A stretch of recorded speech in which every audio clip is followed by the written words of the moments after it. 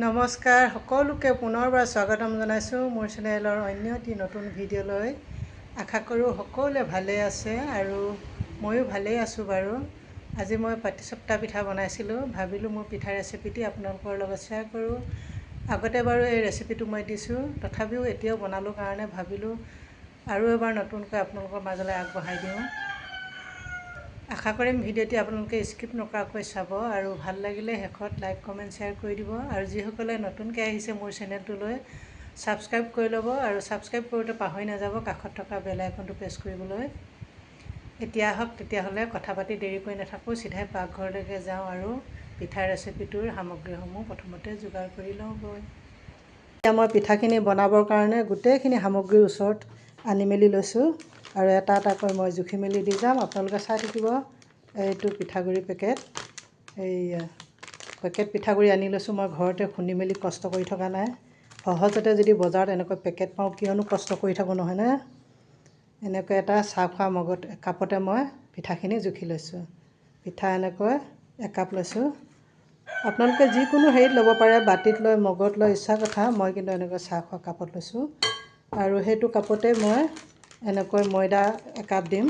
এইটো ময়দা আপোনালোকে ভিডিঅ'টো ধুনীয়াকৈ চাই ল'ব, তেতিয়া ধুনীয়াকৈ পিঠা বনাব পাৰিব।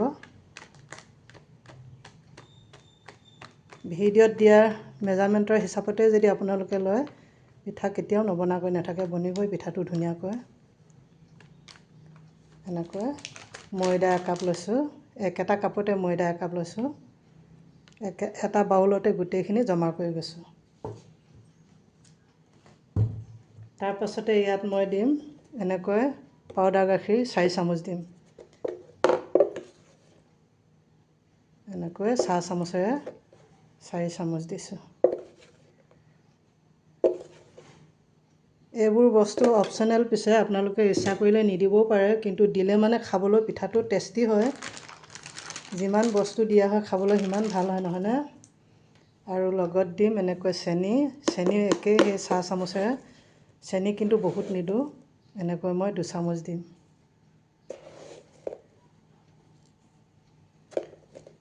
মিঠা পৰিমাণো সেই একে, আপোনালোকৰ নিজৰ ইচ্ছামতে দিব পাৰে, কিন্তু বেছি মিঠা হ'লে আকৌ ভাল নালাগে নহয়নে। আৰু লগত মিঠাটো বেলেঞ্চ কৰি ৰাখিবৰ কাৰণে এনেকৈ নিমখ অকণমান দিছোঁ, বহুত বেছি নহয় পিছতে নিমখটো এনেকৈ এচুকুট দিছোঁ। আৰু লগত এনেকৈ আমুল তাজা গাখীৰ 1 পেকেট লৈছোঁ। এইটো আমুল তাজা গাখীৰ পেকেটটো লৈছোঁ, দেখুৱাই দিছোঁ বাৰু আপোনালোকক। এনেকৈ মই ইয়াতে এইখিনি মিক্স কৰি লওঁ প্ৰথমে।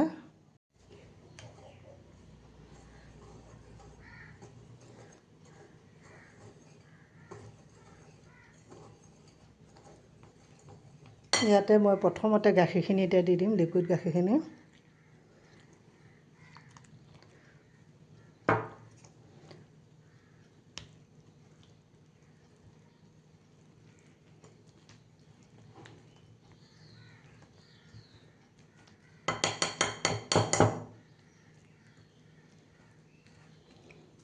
বাকী যিমান দৰকাৰ হয় তাত মই এতিয়া এনেকৈ ঠাণ্ডা পানী দিম। এইখিনি মোৰ পিঠাৰ ঘোলখিনি এতিয়া বনাই মেলি ৰেডি কৰি ল'লোঁ। এনেকৈ ঘোলটো কিন্তু একদম এটা হিচাপত থ'ব লাগিব, ডাঠ হ'লেও নহ'ব আৰু পাতল হ'লেও নহ'ব, এইটো হিচাপতে এনেকৈ থ'ব লাগিব, তেতিয়াহে পিঠাখিনি ধুনীয়া হ'ব। এতিয়া এইখিনি মই ঢাকি মেলি অলপ সময়ৰ কাৰণে থৈ দিওঁ। বেলেগ এটা কাম কৰোঁ মই এতিয়া, এইখিনি এনেকৈ ঢাকি মেলি ইয়াত ৰাখি দিছোঁ। লগে লগেও বনাব পাৰি, কিন্তু মই অন্য এটা কাম কৰিব লৈছোঁ, সেইকাৰণে সেইখিনি ঢাকি মেলি থৈ দিছোঁ। অৱশ্যে অলপ সময় ঢাকি থ'লে পিঠাটো বেছি ভাল হয়।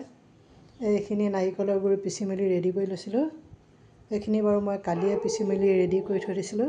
এইখিনি এতিয়া মই ভাজি মেলি লওঁ। নাৰিকলৰ গুড়িখিনি ভজাও আপোনালোকক দেখুৱাই আছোঁ বাৰু দেই। এতিয়া মই নাৰিকলখিনি ভাজিবৰ কাৰণে কেৰাহী এখন পাতি মেলি ৰেডি কৰি লৈছোঁ। ইয়াতে মই নাৰিকলখিনি ভাজি মেলি লওঁ।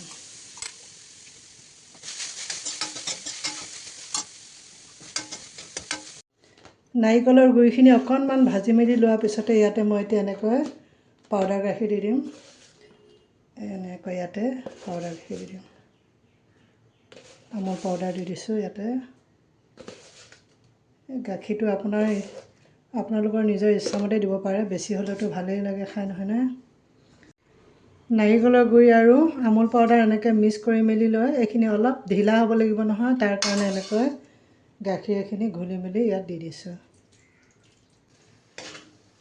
পিঠাখনৰ মাজত দিয়া বস্তুখিনিৰ মেজাৰমেণ্ট তেনেকৈ নকৰিলেও হ'ব, আপোনালোকৰ টেষ্ট অনুযায়ী বস্তুখিনি দিলেও হৈ যাব। নাৰিকলৰ গুড়িখিনিৰ জোখটো ইমানটোকে ৰাখিলেও হৈ যাব। গাখীৰ গুড়ি যিমান আপোনালোকে বেছি দিয়ে সিমানে টেষ্টি হ'ব খাবলৈ। ইয়াত মই কিন্তু চেনিও দিয়া নাই, চেনি প্ৰয়োজন নাই, গাখীৰে যিহেতু বহুত দিছোঁ, মই ইয়াত চেনি কেতিয়াও নিদিওঁ। এনেকৈ গাখীৰ আৰু নাৰিকলে ভাজি মেলি মই পিঠাখনৰ মাজত দি দিওঁ। এনেকৈ ইমানটো জোখতে ৰাখি দিব আপোনালোকেও। এয়া কেৰাহীখনৰ পৰা মই এটা বাউলত এইখিনি উলিয়াই মেলি লওঁ। এতিয়া মই পিঠাখিনি বনাবৰ কাৰণে এনেকৈ টাৱা এখন গেছতে পাতি মেলি ল'লোঁ, লৈ এনেকৈ ৰিফাইন তেল অকণমান সানি দিছোঁ।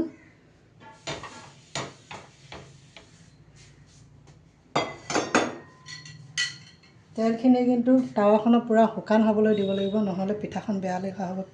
তেলীয়া তেলীয়া হ'ব, অন্য একো নহয়। বেছি তেলীয়া হ'লে আকৌ খাবলৈ বেয়া লাগিব।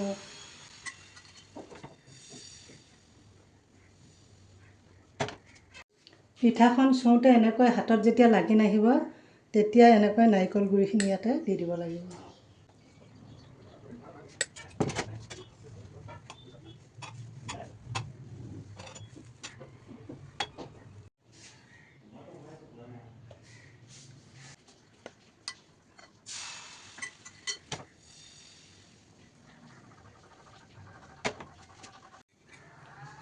নাৰিকলৰ পুৰটো কিন্তু জৰজৰীয়া হ'বলৈ নিদিব। মই এনেকৈ যিটো হিচাপত ৰাখিছোঁ সেইটো হিচাপতে ৰাখিব লাগিব, তেতিয়া আপোনাৰ পিঠাখন নুৰিয়াওঁতে প্ৰব্লেম নহয়। নহ'লে নুৰিয়াওঁতে পিঠাখন প্ৰব্লেম হয়। এনেকৈ যেতিয়া মেৰিয়াব, এনেকৈ জৰজৰীয়া যদি হৈ যায় তেতিয়া এনেকৈ লাগি নধৰিব, মেল খাই যাব। পুৰটো সেইকাৰণে সদায় লক্ষ্য কৰিব লাগিব, যাতে অলপ জেকা জেকা টাইপৰ হয়, তেনেকুৱাতে ৰাখি দিব লাগিব। মই যেনেকৈ ৰাখিছোঁ মোৰ প্ৰচেছটোত কৰিব, তেতিয়া কেতিয়াও প্ৰব্লেম নহয় পিঠাখন সাজোঁতে। দেখিছে নহয় কিমান ধুনীয়াকৈ হৈছে, লাগি ধৰিছে। কিন্তু যদি পুৰটো শুকান হয় তেতিয়া কিন্তু এনেকুৱা নহ'ব, অলপ মেৰিয়াওঁতে প্ৰব্লেম হয় আৰু অন্য একো নহয়। এনেকৈ ধুনীয়াকৈ মেৰি নাখাব, মেল খাই যাব বস্তুটো। এইটো এতিয়া ধুনীয়াকৈ জইনটোত লাগি ধৰিছে, হয়নে?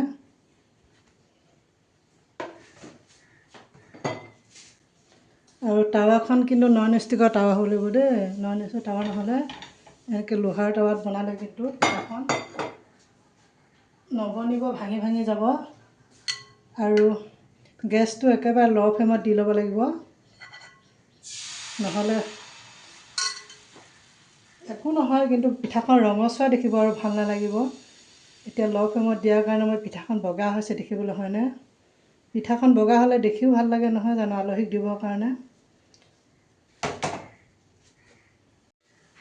পিঠাখিনি ঘুলি মেলি লৈ কেতিয়াবা এনেকৈ দুই এখন বনাই মেলি খাই মেলি বাকীখিনি ফ্ৰিজত ভৰাই মেলি থৈ দিলেও বেয়া নহয়।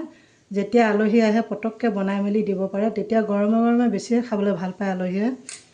এনেকৈ পিঠাখিনি ঘুলি মেলি ভৰাই থৈ দিব। আৰু এনেকৈ নাৰিকলৰ দৌটো বনাই মেলি যদি সম্পূৰ্ণ ৰেডি কৰি থৈ দিয়া হয়, তেতিয়া আলহী আহিলে পটককৈ দুই তিনিখন বনাই দিলেই হৈ যায়। গৰমে গৰমে আলহীয়ে খায়ো ভাল পাব, নহয়নে? এইয়া এনেকৈ পিঠা বনাই বনাই আলহীক খুৱাব, আলহীয়ে খাই ভাল পাব। আজিকালি আলহীয়ে বিস্কুট মিঠাই খাবলৈ বেয়াই পায়, নহয়নে? এনেকৈ ঘৰত বনোৱা পিঠা খাই ভাল পায় বেছি আলহী আজিকালি দেখিছোঁ। ময়ো পিছে এনেকৈ পিঠা বনাই খাই ভাল পাওঁ দেই। এনেকৈ বাউলতে পিঠাখিনি ঘুলি মেলি ভৰাই থৈ দিব, বছ আলহী আহিব, আৰামত পিঠা দুখন বনাই চাহৰ লগত দিব, আলহীয়ে খাই ভাল পাব গৰমে গৰমে।